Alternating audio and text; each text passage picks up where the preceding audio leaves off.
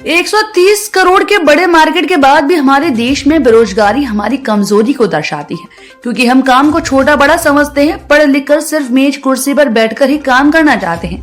जिस दिन हम मान लेंगे कि कोई काम छोटा नहीं है, उस दिन देश में कोई बेरोजगार नहीं रहेगा। यह कहना था शहर के वरिष्ठ व्यवसायी पूरन डावर का। वह होटल क्लार्क शिराज में फेयर ट्रेड फोरम इंडिया की 2 दिवसीय राष्ट्रीय अधिवेशन के समापन में बतौर मुख्य अतिथि के रूप में बोल रहे थे और कहा कि इंडस्ट्री जीविका है, लेकिन जीवन पर्यावरण है, इसलिए पर्यावरण का ध्यान रखना हमारा कर्तव्य है। लेकिन इंडस्ट्री को बेवजह विलेन बना दिया जाता है। एक सड़क वर्ष में 5-5 बार टूटती है। हम वैश्विक स्तर पर तेजी से बढ़ रहे हैं। हम सोचते थे कि भारत का वैक्सीनेशन 12-15 वर्ष लग जाएंगे, लेकिन 78% 1 वर्ष संभव हुआ। व्यवसायी रजत अस्थाना ने व्यवसाय को बढ़ाने की टिप्स दी है। मुख्य वक्ता प्रोफेसर अरुणोदय वाजपेयी, विवाह अध्यक्ष, राजनीतिक शास्त्र, आगरा कॉलेज आगरा ने कहा कि हमारे विकासात्मक कार्यों से पर्यावरण में अत्यधिक क्षरण हुआ है। मानव की छेड़खानी से ही आज पर्यावरण प्रदूषण विकराल रूप ले लिया है, जो अम्ल वर्षा, ग्रीन हाउस प्रभाव, बाढ़, भूकंप, ओजोन परत में छेद, महामारी और ग्लेशियर का पिघलना आदि रूपों से प्रकट हो रहा है। उन्होंने कहा कि पर्यावरण संरक्षण के लिए स्वच्छता अनिवार्य है। फोरम के अध्यक्ष पंचाक्षरम ने धन्यवाद ज्ञापन व उपाध्यक्ष राजेश कुमार ने योजना समिति के सदस्यों को पुरस्कृत किया।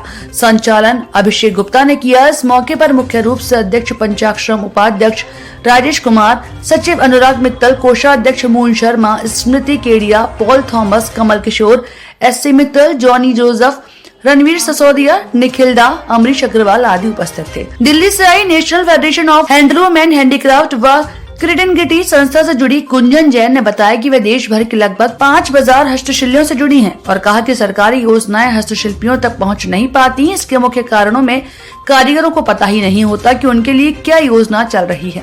दूसरा कारण, जिन्हें पता है वो योजनाओं का लाभ लेने और औपचारिकता पूरी नहीं कर पाते। कई बार सरकारी योजनाएं तो जारी हो जाती है, लेकिन उसके लिए फंड नहीं आता। तो वहीं अक्सर दूसरी लॉबी के लोग जैसे बुनकरों का लाभ मिल सेक्टर वाले उठा ले जाते हैं। हम कारीगरों को जागरूक और शिक्षित करने के साथ साथ शासन और प्रशासन स्तर पर भी सरकारी योजनाओं को सही लोगों तक पहुंचाने का प्रयास कर रहे हैं। ये हमारा 22वां राष्ट्रीय सम्मेलन जो फेयर ट्रेड फोरम इंडिया का हुआ आगरा में, इसको लेकर हम बहुत ही उत्साहित हुए और हम लोगों में बहुत उत्साह था। इसमें करीब 70 लोगों ने राज्य के विभिन्न हिस्सों से भाग लिया है और इसमें हमारी महिला सशक्तिकरण के ऊपर और रोजगार सृजन के ऊपर काफ़ी बातचीतें हुई हैं। और इस कार्यक्रम का शुभारंभ माननीय कैबिनेट मंत्री बीबी रानी मौर्य जी ने किया। उनके साथ गेस्ट ऑफ ऑनर चौधरी देवान सिंह जी पूर्व मंत्री एसएमएसएमई रहे।